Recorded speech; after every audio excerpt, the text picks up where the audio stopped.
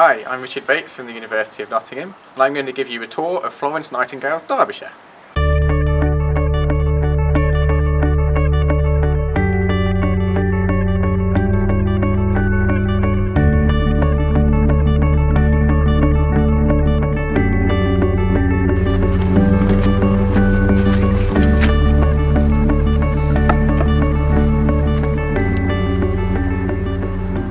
So the story of the Nightingale family actually begins here, in these hillocks around the town of Wirksworth in central Derbyshire. Now this doesn't look like much now, but in the 17th and 18th century this area was the centre of the UK's lead mining industry. And these little mounds and hollows that you see are the remnants of that industry. The soil underneath them is still quite toxic, that's why not much is actually growing on top. So in the 17th and 18th century, a number of families emerged with wealth out of this industry, and the Nightingales were one of them. They came from quite humble origins in Wirksworth, nonconformist Christians. And in the 18th century, Florence Nightingale's great-great-uncle, Peter Nightingale, was one man who made a fortune from this industry, and with that fortune he built up a large estate in central Derbyshire around the towns of Lee and Holloway and Cromford.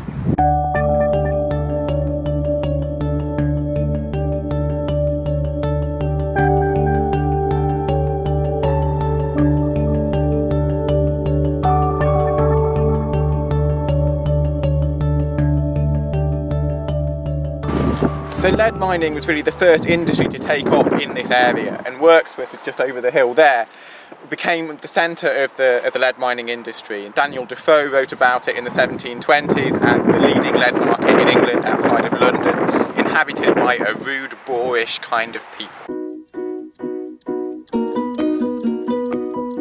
But if you're familiar with this bit of Derbyshire, you'll know that there's another industry that was taking off in the late 18th century, cotton spinning.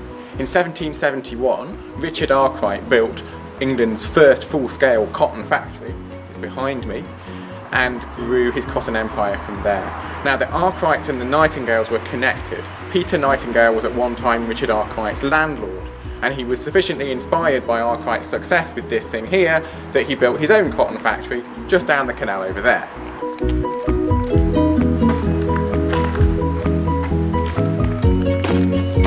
I always think on a walk there's three essential things you have to bring with you: your waterproof coat, your walking boots, and most importantly, your flask of tea.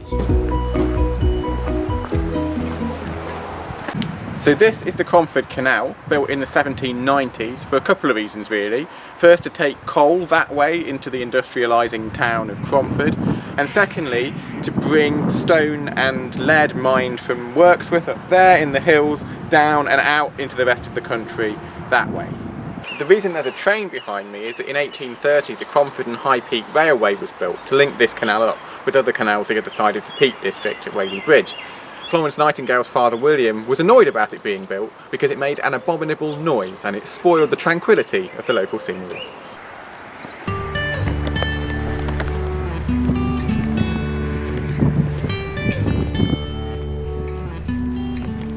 So this bit of the canal here is called the Nightingale arm of the canal, and that's because Peter Nightingale had it put in to link up with his cotton factory over there, which we're going to. The cottage you can see behind us is called Aqueduct Cottage. It was there in Florence Nightingale's time, and as you can see there's a local group currently in the process of restoring it.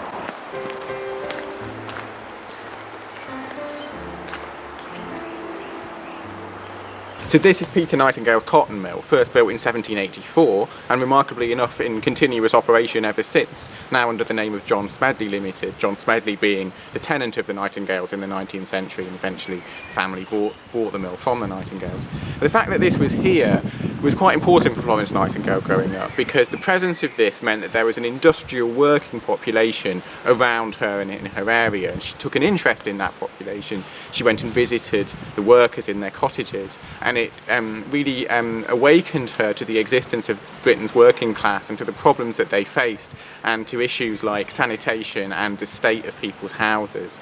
So this thing was an important part of her life and an important part of her realising about issues like class consciousness and health and sanitation and so on.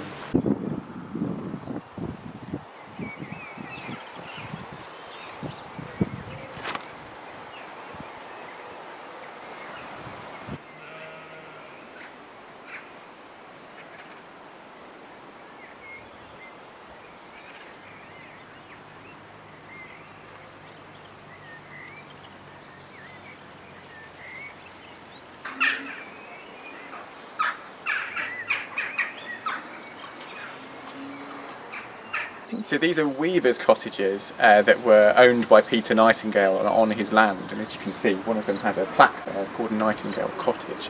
This was all the Nightingale estate, and these would have been sites of industry as well as of places for people to live.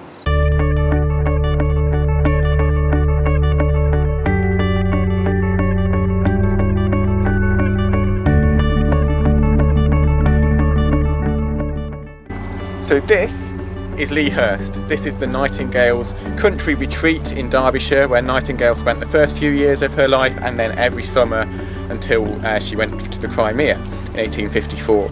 As you can see, it's quite small by aristocratic standards. It has 15 bedrooms and it has lots of little reading corners and nooks and a library, and it was considered quite quaint and cute and charming and romantic. Let's go and have a look inside.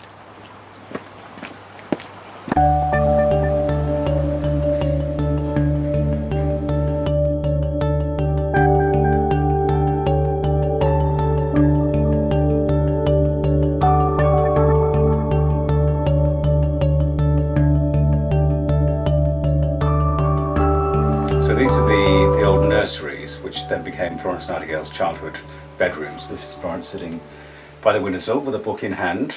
And this is a very iconic room. It appears in a lot of sketches and drawings of Florence, standing on the windowsill with her little pet owl Athena next to her.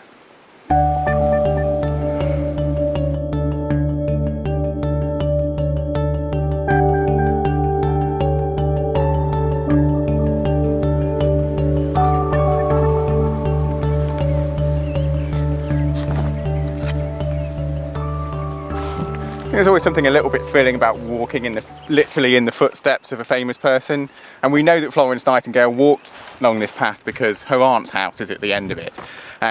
If it wasn't quite so misty today, you'd be able to see certain things across the valley that Nightingale would also have seen. So Richard Arkwright's castle, Willersley Castle over there, the cotton mill, the railway line running through Nightingale's land, and roads and other evidence of industrial activity, quarrying and so on. So there's always this mixture of, this is beautiful countryside, but it's also an industrial landscape.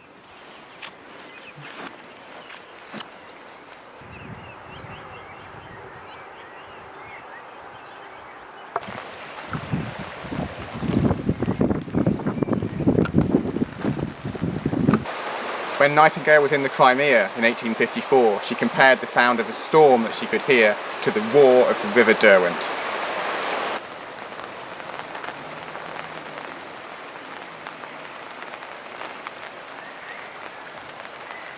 So this is Cromford Bridge House, and this is where Nightingale's great aunt Evans lived until 1852, and we know that Florence Nightingale came here to nurse her during what proved to be her terminal illness. And she liked this house. She described it as one of the most perfect of Derbyshire old houses, with its flight of stone steps overlooking the dashing river.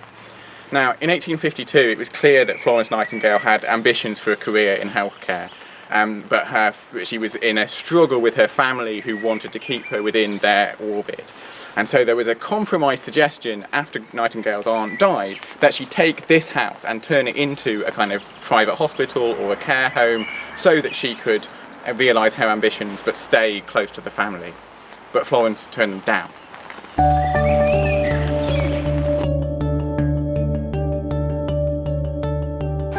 So Nightingale clearly loved it here, but ultimately I get the sense that she felt that she'd a little bit outgrown the area, that she needed to be in London or Paris, somewhere in the thick of things, surrounded by the great minds of her day.